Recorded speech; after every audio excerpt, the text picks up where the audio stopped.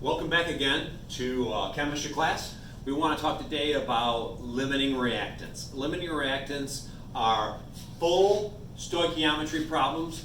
It's very simple. Nothing has changed. The math has not changed. Just the concepts that we can ask you can change. So let's start off with a very simple example to talk about what a limiting reactant is. So you work at a bicycle factory, okay?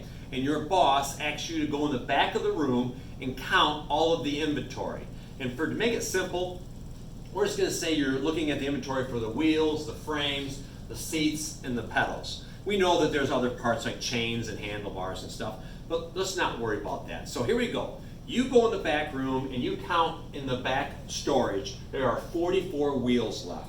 There are 19 frames. Okay, you're making all the same kind of bicycle. And there's 21 seats and 32 pedals. So your boss then asks you what or how many bikes can you make that day. That means this information is good, but one of them is going to run out and control production that day. So limiting reactants are finding the material that will run out and stop everything else from being made. So here's how you do it. You look at your materials and you think about how many of the product you can make. So let's do it really quick. How many pedals do you need for every bike? Well, most people have 2 legs, so you're going to need 2 pedals. So what is 32 divided by 16? I'm sorry, 32 divided by 2 is 16 bicycles. So this will produce 16 bicycles if you can use them all up, okay? Each bike has to have 1 seat, so this says you could make 21 bikes. This one, each bicycle needs a frame, says you can make 19 bicycles. And then we need 2 wheels for every bicycle because it's a bicycle. We need to divide that, 44 by 22, says we can make 22 bicycles.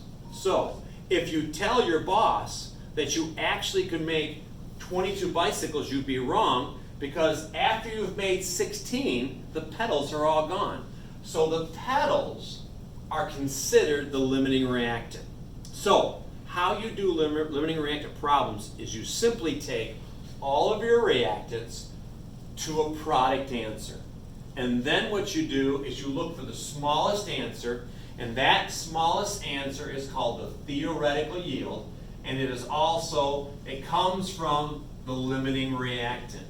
And so what you do is you just do multiple problems by each other and you find out which one produces the least, and you've identified the material that will run out.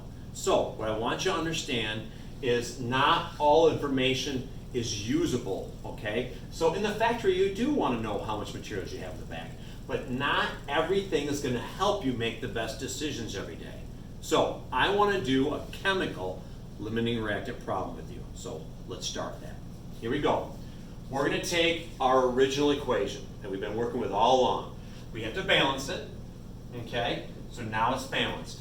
Let's say that I tell you that I have 16 grams of hydrogen in a container, and we're going to add 64 grams of oxygen. Which one is going to limit how much water we can make? But I want to do this problem, I want you to remember, because we make so many jumps in mass and moles and all kinds of stuff, you can never guess at which one is the limiting reactant. Just because that looks like the smaller number is going to run out first, that is not the case, okay? So my question to you is, how much water, mass-wise, can we create? And which one of these 2 is the limiting reactant? Which one will run out first? So just like over there, the pedals had a larger number, but it produced the least amount of bicycles. So it limited the production of that facility that day. So let's look back here. So how do we do this problem? It's simple. You do 2 problems side by side. So I do a problem with my 16 grams, and I do a problem with my 64 grams. One is a hydrogen question, one is an oxygen question, but I take them both to water. So we can only do it one at a time. Remember, when we talked about this chart, it is only good for 2 things at a time. So I can't do all these problems at one time. I got to do them one at a time. And so here's what we're going to do. We're going to do a problem between hydrogen and water first. So I'm going to label one chart hydrogen, one chart water. I'm going to take the hydrogen number, mass, and I'm going to turn it into, the mass of water. Okay? So I count 3 jumps for this problem. 1, 2, 3. And we have our equal sign. Okay? So here we go.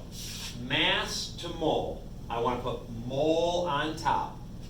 Then I want to put the molar mass or formula weight at the bottom, but I'm in oxygen's chart, so I got to use its formula weight. If I was over here, I'd be using the water's formula weight. So this weighs 2.0.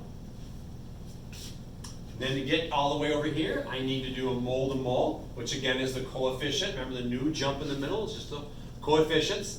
The one I want goes on top, so 2. And the coefficient I come from goes in the bottom, over 2. No units because it's mole over mole. And then I go, that puts me here. Now I want to go to mass, so I need to use this jump, molar mass and mole. But this time I'm in water's chart, and I want mass on top, so I'm going to find the molar mass or the formula weight of water, which is 18, over 1 mole. If I've set it up correctly, my units should cancel out, moles cancel out. I'm going to get a gram answer for water. So 16 divided by 2 is 8, and then I have 2 over 2 is canceled out, and so then 16 times 8 is, on my trusty calculator, is 128 grams. Okay? So we've done one problem, but we now need to figure out how much will oxygen make. Maybe that'll make less. If it does, then it's limiting reactant. I don't know.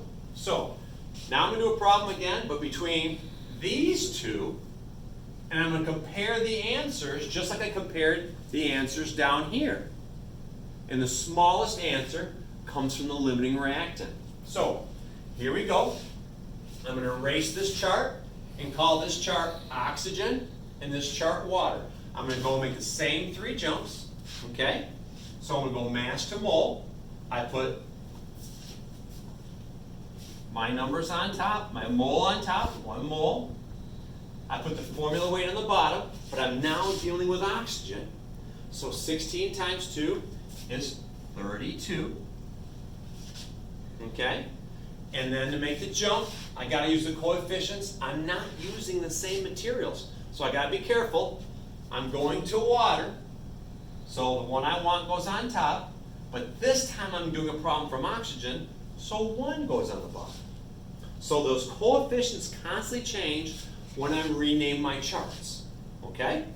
Now, my last jump is from moles to mass, so I want to put the mass of water on top, and then moles on the bottom. So the last jump looks the same, but I should watch my units. Grams cancel out, moles cancel out, so I'm okay. So this time I do 16 divided by 32, which is 2, and then 2 times 2 is 4, and then 4 times 18 is 72 grams. So what does that tell me? That tells me that the 16 grams of hydrogen could produce up to 128 grams. But the 64 grams of oxygen will only produce 72 grams. So I'll never reach that number. So that means this is the theoretical most that you could ever make with this chemical reaction. And so this is the limiting reactant.